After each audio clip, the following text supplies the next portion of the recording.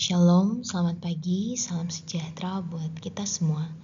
Puji syukur jika pada pagi hari ini kita boleh kembali bertemu dalam Renungan Harian Toraja, edisi Selasa 21 Januari 2025. Mari kita persiapkan hati kita untuk mendengarkan firman Tuhan pada pagi hari ini. Mari kita berdoa. Allah Bapa kami yang bertahta dalam kerajaan sorga, terima kasih Tuhan untuk penyertaan-Mu dalam kehidupan kami, terlebih saat kami beristirahat, sehingga pada pagi hari ini kami boleh bangun dengan tidak kurang suatu apapun. Pada saat ini Tuhan, kami akan merenungkan sebagian dari firman kebenaran-Mu. Kiranya Tuhan menolong kami sehingga kami mampu memahami firman yang akan disampaikan. Berfirmanlah ya Tuhan, karena kami telah siap untuk mendengarkan. Amin. Pembacaan kita pada pagi hari ini terambil dari 1 Korintus 1 ayatnya yang ke-10 hingga ayatnya yang ke-17. Firman Tuhan, "Tetapi aku menasihatkan kamu saudara-saudara demi nama Tuhan kita Yesus Kristus, supaya kamu seia sekata dan jangan ada perpecahan di antara kamu. Tetapi sebaliknya, supaya kamu erat bersatu dan sehati sepikir. Sebab, saudara-saudaraku, aku telah diberitahukan oleh orang-orang dari keluarga Chloe tentang kamu, bahwa ada perselisihan di antara kamu. Yang aku maksudkan ialah bahwa kamu masing-masing berkata, aku dari golongan Paulus, atau aku dari golongan Apolos, atau aku dari golongan Kefas, atau aku dari golongan Kristus. Apakah Kristus terbagi-bagi? Apakah Paulus disalibkan karena kamu?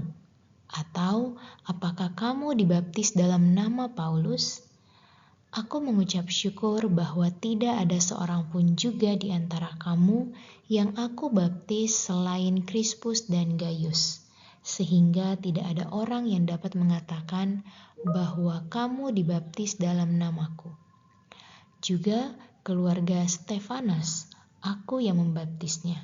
Kecuali mereka, aku tidak tahu apakah ada lagi orang yang aku baptis. Sebab Kristus mengutus aku bukan untuk membaptis, tetapi untuk memberitakan Injil, dan itu pun bukan dengan hikmat perkataan, supaya salib Kristus jangan menjadi sia-sia. Amin firman Tuhan. Judul renungan kita pada pagi hari ini adalah Dipersatukan dalam Kristus. Bersatu kita teguh, bercerai kita runtuh. Adalah sebuah ungkapan yang menggambarkan pentingnya hidup dalam kesatuan untuk mencapai tujuan. Perbedaan yang ada tidak kita pakai untuk saling merendahkan, melainkan melengkapi dan menguatkan. Rasul Paulus menasihati jemaat di Korintus untuk hidup seia sekata dan bersatu.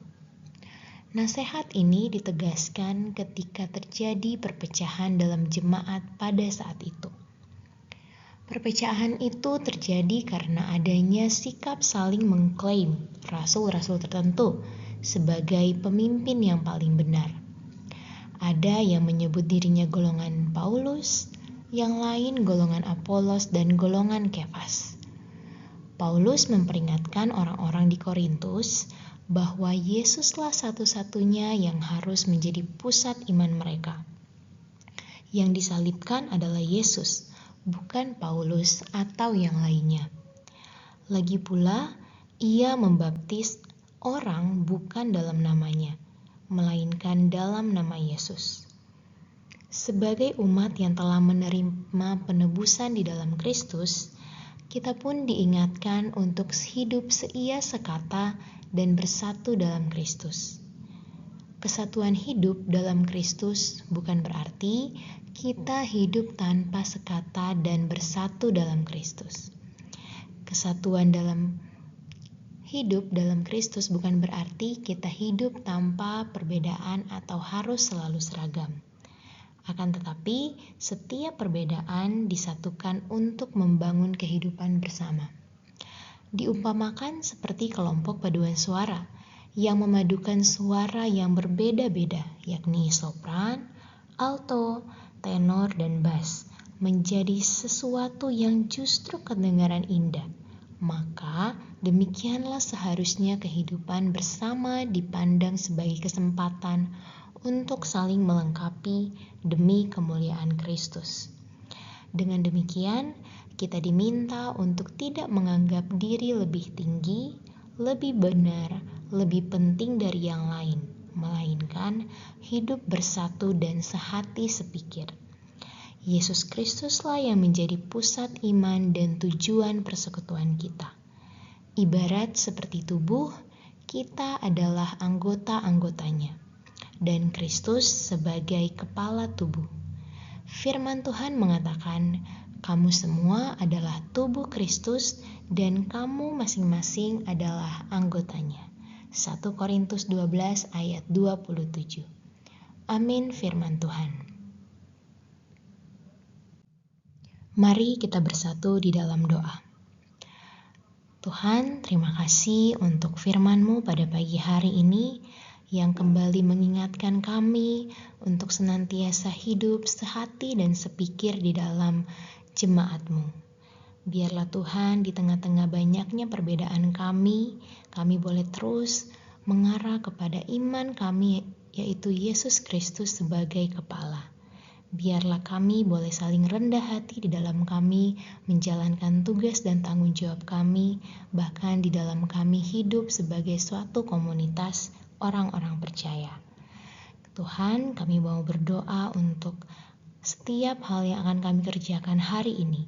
Kiranya semuanya itu Tuhan boleh kami lakukan dengan sungguh-sungguh untuk membawa kemuliaan bagi nama-Mu. Terima kasih Tuhan, ini doa ungkapan syukur kami. Di dalam nama Tuhan Yesus kami berdoa dan mengucap syukur. Haleluya. Amin. Demikian renungan kita pada pagi hari ini. Selamat beraktivitas. Tuhan Yesus memberkati. Shalom.